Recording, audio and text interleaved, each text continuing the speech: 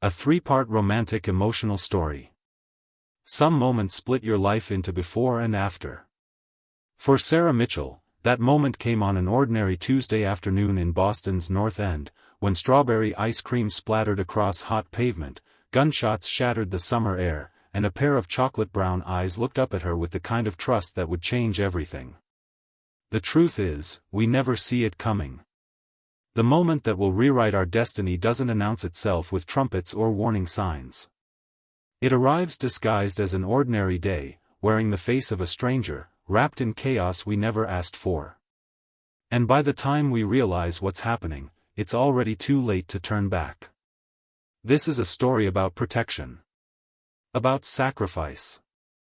About a woman who had nothing and a man who had everything, except the one thing money couldn't buy. Stay with me, because what happens next will make you believe in fate again. Character Introduction. Sarah Mitchell was 27 years old and invisible. Not literally, of course. People saw her when they needed their coffee poured at the morning diner or their tables cleared at the evening restaurant. They saw her khaki work pants and her tired smile and the way she always said, "Thank you," even when they didn't tip. But they didn't really see her. They didn't see the girl who'd put herself through 2 years of community college before the money ran out. They didn't see the woman who walked 40 minutes each way to save on subway fare, who counted every dollar, who fell asleep most nights too exhausted to even dream. Sarah had learned to be invisible. In foster care, invisibility meant safety. As an adult living paycheck to paycheck in one of America's most expensive cities, invisibility meant survival. Don't stand out. Don't make waves. Don't expect anything more than what you can earn with your own 2 hands. But on that Tuesday in late July, with the summer heat pressing down on Boston like a heavy hand and her feet already aching from her morning shift, Sarah made a choice that would make her impossible to ignore. She chose to see someone else. That changed everything. The ice cream stand on Hanover Street was a splash of cheerful yellow and red against the historic brick buildings. Sarah had stopped there because she had 17 minutes before her next shift started, and coffee from the vendor was $1 cheaper than Starbucks. Simple mathematics. The story of her life. That's when she saw her. A little girl, maybe 6 years old, with dark curls bouncing around her shoulders and a white sundress that probably cost more than Sarah's entire wardrobe. The child was reaching up toward her mother's hand, her other hand clutching a strawberry ice cream cone that was already starting to drip in the heat. The mother was stunning. Elegant cream dress, designer sunglasses, the kind of effortless beauty that money could polish but not create. She was talking on her phone, distracted, and the little girl tugged at her hand. "Mama, it's melting." The woman waved her off, still talking. The little girl's face fell. And Sarah, exhausted, invisible, struggling Sarah, found herself smiling at the child. Found herself mouthing, "It's okay, eat it quick." The little girl giggled, her whole face lighting up, and in that moment, Sarah felt something she hadn't felt in years. Connection. Purpose. The simple joy of making a child smile. Pure, terrified innocence. "Stay down." Sarah heard herself whisper fiercely, wrapping her arms around the dark curls. "Don't move, sweetheart. Don't move." Time became strange. Seconds stretched into hours. Sarah's heart slammed against her ribs so hard she thought it might crack them open. She'd never been this scared in her life, and she'd been scared plenty. This was different. This was primal. This was her body trying to be a shield, knowing it might not be enough, choosing to be there anyway. Then, as suddenly as it started, it stopped. The silence was almost worse than the gunshots. Sarah's ears rang. Slowly, carefully, she lifted her head. The SUV was gone. People were crying, pulling out phones, running in all directions. The ice cream vendor had ducked behind his cart, his face gray with shock. And the little girl's mother was nowhere to be seen. "Mama?" The voice was so small, so frightened. Sarah sat up, keeping the child close, scanning the panicked crowd with growing dread. "Where's my mama?" Sarah's stomach dropped. "It's okay," she lied, her hands shaking as she smoothed the girl's hair. "We'll find her." "What's your name, honey?" "Isabella." The little girl's chin wobbled. "Those were bad men. Mama said if bad men ever came, I should run. But I didn't run. I didn't." "Shoo, you did perfect. You're so brave." Sarah pulled her close, her mind racing. She needed to call the police. She needed to find this child's mother.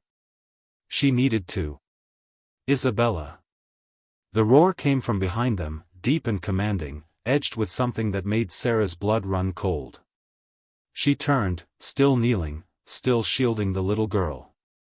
The man striding toward them looked like he'd stepped out of a nightmare. Or a very specific kind of fantasy that Sarah would never admit to having. Tall. Easily 6'3", maybe taller. Broad-shouldered, moving with the lethal grace of a predator. His tailored black suit probably cost more than Sarah made in 6 months. Dark hair swept back from a face that was all sharp angles and harder edges. Strong jaw. Straight nose. Lips pressed into a line that suggested he was capable of both devastating cruelty and unexpected tenderness. But it was his eyes that stopped Sarah's breath. Deep brown, the exact same warm shade as Isabella's. And filled with terror so raw it made her chest ache. "Papa." Isabella scrambled out of Sarah's arms and ran. The man dropped to one knee and caught her, crushing her against his chest. His eyes squeezed shut. His whole body shook. "Mia Piccolina," he breathed, his voice cracking. "Mia Bambina, are you hurt? Did they touch you?" "No, Papa. The lady saved me. She pushed me down and covered me up." Those eyes snapped to Sarah. She was still kneeling on the pavement, her work pants probably ruined, her white blouse smudged with strawberry ice cream. She must look like a mess. She felt like a mess. Her whole body was starting to shake now that the adrenaline was fading. The man stood, lifting Isabella like she weighed nothing. He was even more imposing upright. And the way he looked at Sarah, it wasn't gratitude. Not exactly. It was assessment. Calculation. The look of someone deciding whether she was a threat or an asset. "You protected my daughter." His voice was dark velvet over steel, East Coast accent with something else underneath. Italian, maybe. Anyone would have done the same, Sarah managed. Her voice came out steadier than she felt. "No, flat. Certain. They wouldn't have." He glanced around the street where police sirens were finally wailing closer. His jaw tightened. Then he looked back at Sarah, and something shifted in his expression. "What's your name?" "Sarah. Sarah Mitchell." She didn't know why she was answering. Something about his presence demanded truth. "Sarah Mitchell." He repeated it like he was committing it to memory. "You probably just saved my daughter's life. I just... Don't." The word was sharp. "Don't diminish what you did." He pressed a kiss to his daughter's hair, never breaking eye contact with Sarah. "Isabella, can you describe the lady to me so I remember her?" Isabella twisted in his arms. "She has pretty eyes like the sky, and yellow hair that's kind of messy, and she smells like coffee." Despite everything, Sarah felt her lips twitch. "I spilled some on myself this morning." The corner of his mouth moved. Not quite a smile, but something. "I'm Luca Romano. And I owe you a debt." Romano. The name rang a bell, distant but insistent. Sarah frowned, trying to place it. Then the police arrived, and everything became chaos again. Questions, statements, uniformed officers taking control of the scene. Through it all, Luca Romano stayed close. Too close. Sarah was aware of him the way you'd be aware of a panther in the room, beautiful, dangerous, impossible to ignore. And that's when Sarah's ordinary life ended and her extraordinary nightmare began. When protection becomes possession. Have you ever wondered what it would be like to have everything you need but nothing you want? To be safe but not free? To be protected by the very thing that terrifies you? Sarah Mitchell was about to find out. Miss Mitchell will need protection, Luca told the detective, a tired-looking man with gray at his temples who seemed to know exactly who Luca was. Mr. Romano, I don't think. It wasn't a suggestion, Detective Brennan. Luca's voice dropped to something deadly quiet. She's a witness. More than that, she's someone they might view as important to me now.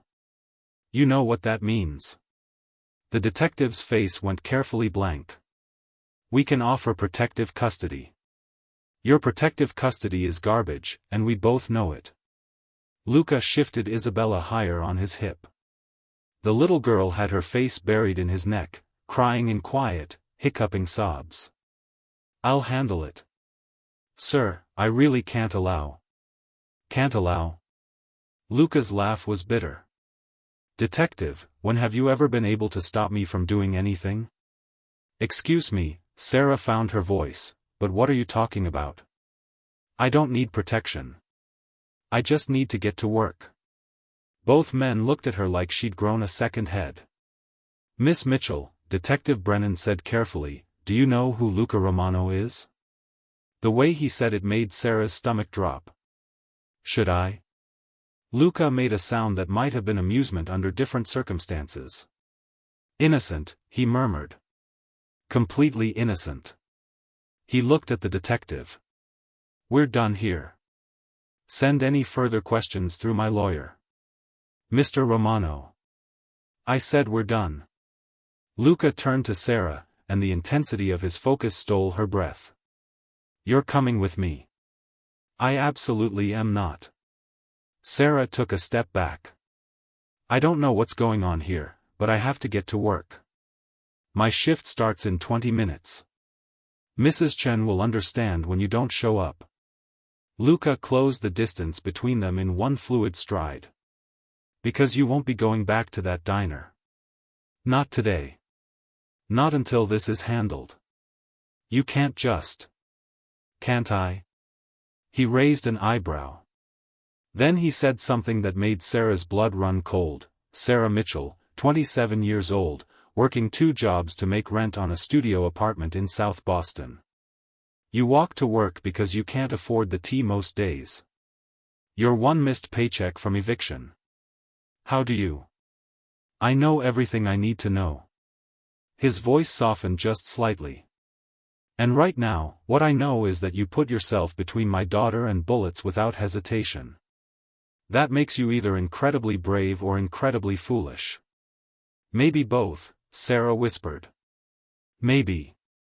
His eyes held hers. But it also makes you mine to protect now. Whether you like it or not. And that's how Sarah Mitchell found herself in the back of a sleek black car, driving toward a destiny she never asked for, beside a man who terrified her almost as much as he fascinated her. The estate. The Romano estate wasn't what Sarah expected. She'd imagined something dark and fortress-like, all stone walls and menace. Instead, the car wound up a tree-lined drive to a sprawling Mediterranean villa that looked like it belonged on the Italian coast. Gardens bloomed in riotous color. A fountain played in the circular drive. It was beautiful. It was also definitely surrounded by armed guards. Home, baby girl, Luca murmured to Isabella. Let's get you cleaned up and fed. I want Sarah to come too, Isabella said immediately, reaching for Sarah's hand. Please, Papa. Luca's eyes met Sarah's over his daughter's head. Of course she's coming. Sarah is our guest. Guest. Right. Inside, the house was even more stunning. Honey-colored stone, arched doorways, art that Sarah suspected was worth more than her entire neighborhood. A woman in her 60s rushed to meet them, her face creased with worry. Mr. Luca. Madonna, we heard. Is she hurt? She's fine, Celia. Thanks to Miss Mitchell. Luca set Isabella down. Can you take her upstairs? Bath and food, please. Of course. Celia fussed over Isabella. Then she looked at Sarah. And who is this? Sarah Mitchell. She'll be staying with us. Staying? Sarah started. I didn't agree to. We'll discuss it, Luca said smoothly. After I make some calls. He walked away before Sarah could protest, leaving her standing in the grand foyer with Celia, who looked her up and down with knowing eyes. Come, dear. You look like you could use tea and a moment to breathe. Mr. Luca can be overwhelming when he sets his mind to something. That was the understatement of the century. The blue guest room was larger than Sarah's entire apartment. Pale walls, elegant white furniture, French doors opening onto a balcony with views of the gardens. It was like stepping into a dream. Or a very beautiful cage. Sarah must have dozed off, because she woke to small feet pattering across the floor and a whisper, Sarah? Are you awake? Isabella climbed onto the bed, clean now, wearing pink pajamas, her hair damp. I wanted to make sure you were okay. And that you didn't leave. Sarah's heart squeezed. I'm okay, sweetheart. Are you okay? Isabella nodded. Then, with the matter-of-fact tone only children can manage, Mama left last year. She said she couldn't live in Papa's world anymore. She said it was too dangerous and too dark. She calls sometimes, but mostly it's just me and Papa. Oh, this poor child. I'm sorry, Sarah whispered. Isabella shrugged with practiced ease. Papa says some people aren't strong enough for this life. But he says I am. And today, you were strong too. Then she dropped a bomb that made Sarah choke on air. Papa wants to marry you. What? He told Uncle Marco on the phone. I heard him. He said you were perfect, brave and innocent and exactly what we needed. He said he was going to make you his wife. Sarah's face was on fire. Honey, your dad doesn't even know me. He can't. Papa says when you know, you know. Isabella tilted her head. Do you think I'm pretty enough to be a flower girl? Before Sarah could form a response, there was a knock. Luca's voice, firm but not unkind, Isabella, stop bothering our guest. I'm not bothering her. We're talking about the wedding. Sarah wanted to die. The door opened. Luca filled the frame, tie loosened, sleeves rolled up. He looked exhausted and dangerous. Bissima, you weren't supposed to tell her that part yet. Yet? After Isabella scampered out, Luca closed the door and leaned against it. For a long moment, neither spoke. Then he said, you heard the detective mention the Marchetti family. They're rivals. Old enemies. Today's attack was a message. They want war. And what does that have to do with me? You protected my daughter in front of witnesses. In my world, that makes you significant. It makes you a target. Sarah's stomach churned. What are you saying? He moved closer. I'm saying you have two choices. 1, I provide round-the-clock protection. Guards, safe houses, complete disruption of your life for months, maybe years. Or, his eyes locked on hers, you marry me. Marry him. You're insane, Sarah breathed. I'm practical. He stepped closer still. As my wife, you'd have the full protection of the Romano family. No one would touch you. You'd be untouchable. You'd want for nothing, safety, security, anything you needed. Except freedom. Something flickered in his expression. Is freedom working out well for you? 2 jobs, barely making rent, 1 emergency from ruin. That's not freedom. That's survival. It hurt because it was true. Why marriage? Sarah demanded. Why not just protection? For the first time, he hesitated. Because Isabella needs a mother. In the 5 hours you've been here, she's talked about you more than anything in months. She likes you. She trusts you. That's rare. So this is about your daughter. Everything I do is about my daughter. He stepped closer. But it's not just that. You threw yourself over a child you didn't know. You didn't hesitate. You didn't calculate the risk. That tells me something about who you are. His hand came up, hovering near her face but not quite touching. It tells me you're loyal. Brave. Protective. Exactly the kind of person I want in my family. In my life. Sarah's heart hammered. You don't know me. I know enough. And the rest? His lips curved slightly. We have a lifetime to learn. This is crazy. Yes. I barely know you. True. I don't love you. Not yet. His confidence should have been infuriating. It was. But it was also magnetic. Respect, loyalty, partnership, he continued. Those can grow into something more. And they're better foundations than romance anyway. I need time to think.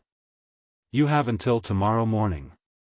He finally touched her then, just his fingers under her chin, tilting her face up.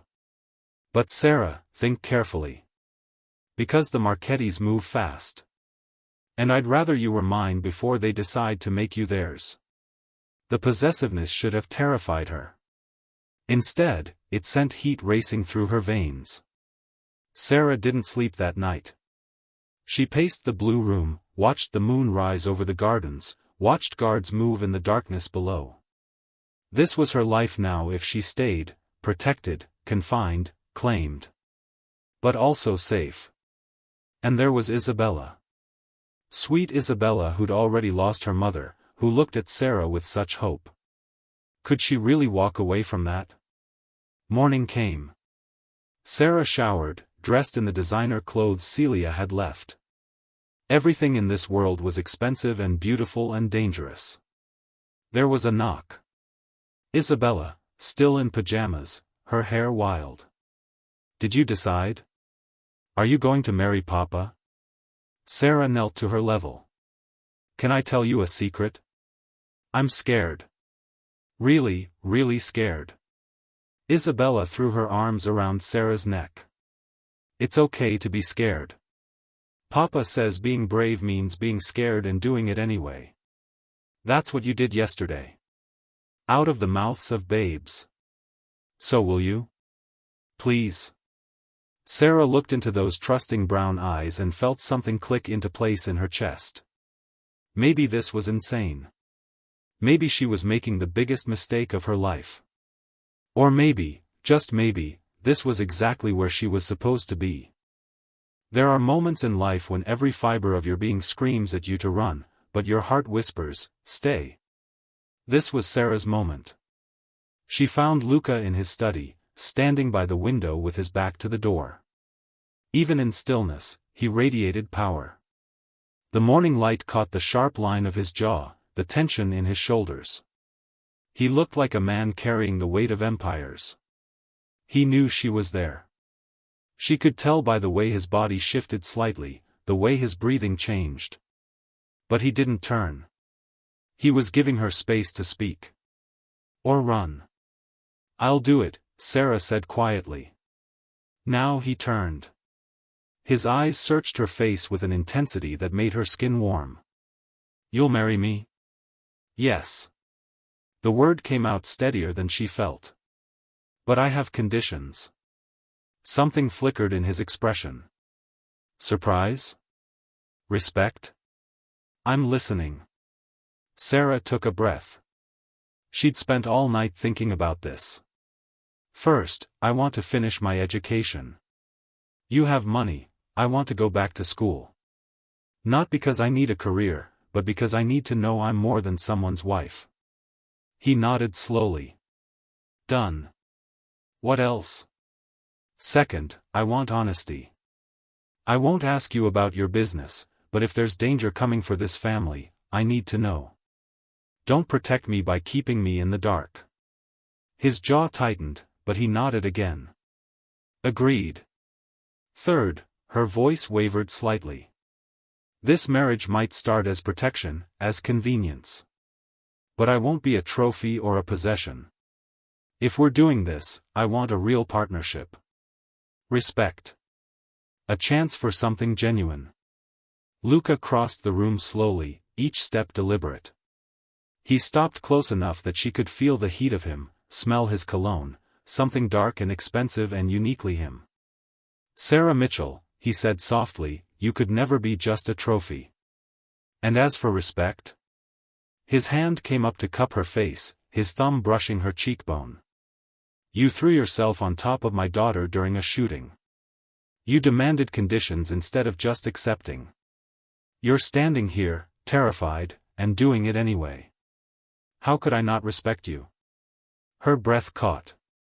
And the genuine part? His eyes held hers, and for the first time, she saw vulnerability there. Real, raw vulnerability. I can't promise you the fairy tale. My world is dark, Sarah. Dangerous. But I can promise you this, I will protect you with my life. I will honor you. And I will do everything in my power to make you happy. He leaned closer, his forehead almost touching hers.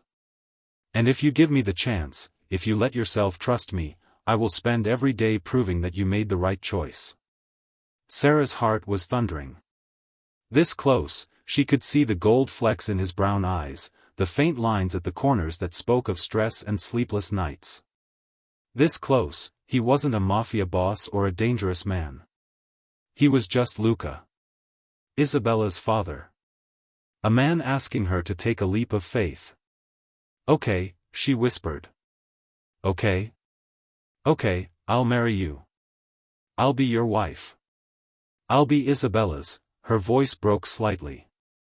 I'll try to be what she needs. You already are, Luca said. Then he did something that surprised her. He stepped back. Put distance between them. But we'll do this right. No rushing. We'll have an engagement, time for you to adjust. I want you to choose this every day, Sarah. Not just once. And that's when Sarah realized something that took her breath away. He was just as scared as she was. 3 months later. The wedding was small, intimate. Just family and a few close friends in the villa's garden. Sarah wore a simple ivory dress that Celia had helped her choose, her hair loose and woven with baby's breath. She looked like spring itself. Isabella, resplendent in her flower girl dress, had cried happy tears and held Sarah's hand through the entire ceremony, as if afraid she might disappear. But it was the 3 months leading up to this moment that had changed everything. Luca had kept his promises. He'd enrolled Sarah in classes at Boston University. He'd been honest about threats, about the business, about everything she asked. He'd given her space when she needed it, and presence when she didn't know she needed it. He'd also been patient. Achingly patient. No pressure, no demands. Just steady, quiet courtship. Dinners where they talked for hours. Walks in the garden. Sitting together while Isabella did her homework, building something that felt like family. And somewhere along the way, Sarah had stopped being afraid. Somewhere along the way, she'd started to fall. It wasn't dramatic. It wasn't a thunderbolt.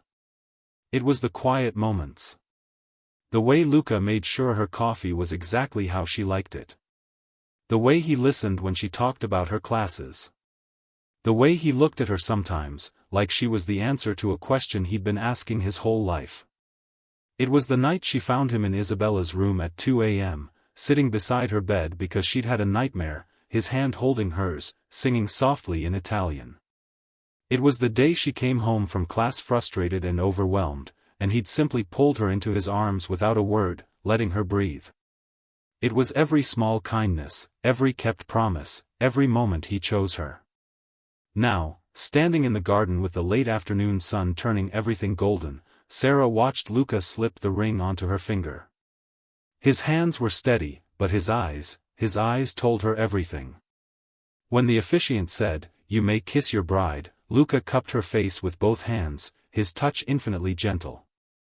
"Thank you," he whispered, so only she could hear, "for choosing me. For choosing us." Sarah smiled through happy tears. "Thank you for waiting.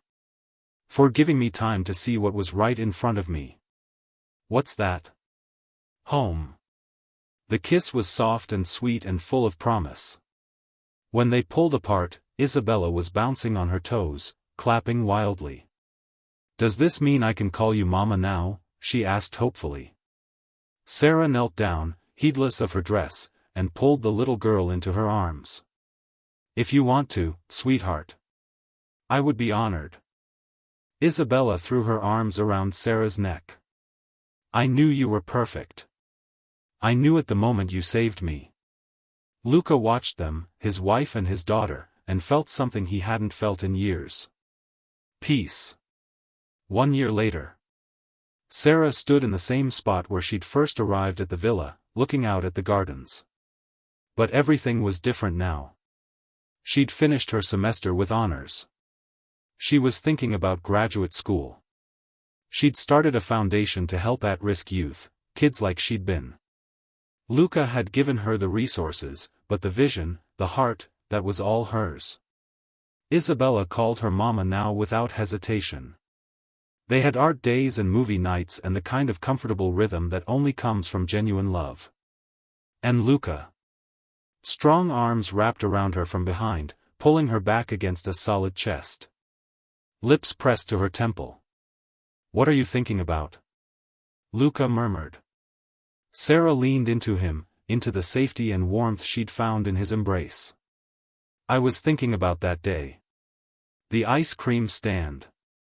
How terrified I was." "Regrets?"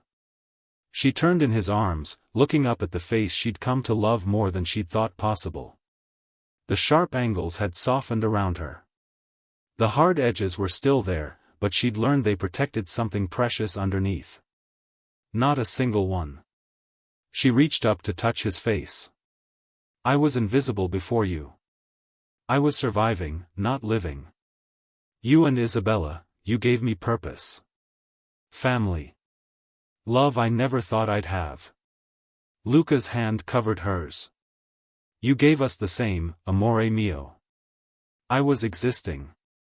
Going through the motions. You made us whole again. Even though I was terrified. Especially because you were terrified." He smiled, that rare, genuine smile he only gave her and Isabella. Bravery isn't the absence of fear. It's choosing love anyway. Sarah stretched up on her toes and kissed him, soft and lingering. "I love you," she whispered against his lips.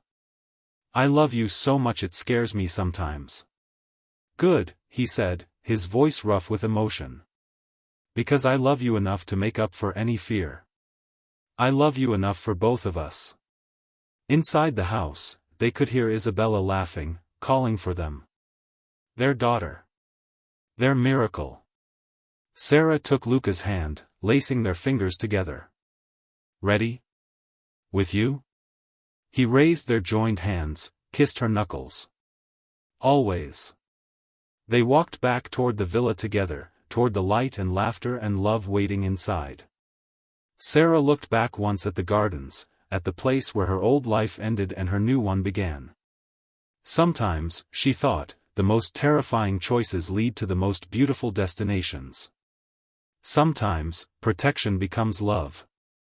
And sometimes, in the chaos and the fear, we find exactly what we've been searching for all along. Home. Life lessons from this story. The wisdom behind the story.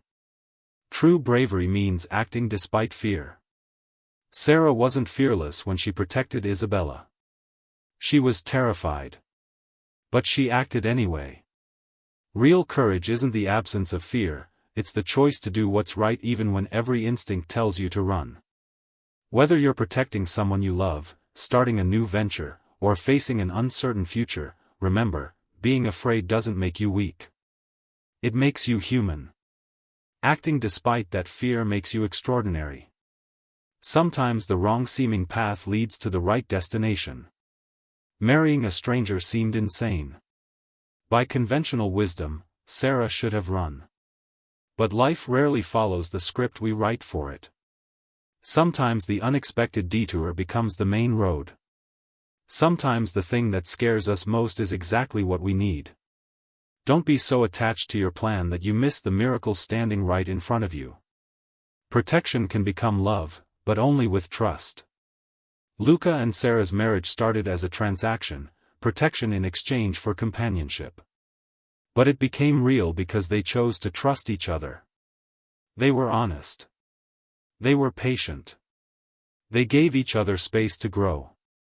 Love that lasts isn't built on passion alone, it's built on respect, honesty, and the daily choice to show up for each other.